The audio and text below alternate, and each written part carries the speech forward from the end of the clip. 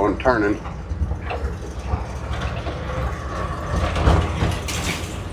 So yeah, it turns out the old truck runs a lot better if you got 8 cylinders firing instead of 3.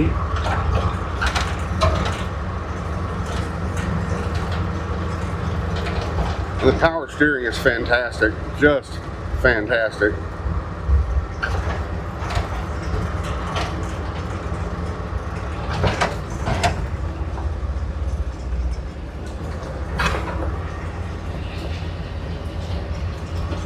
Just one hand steering it like it ain't nothing.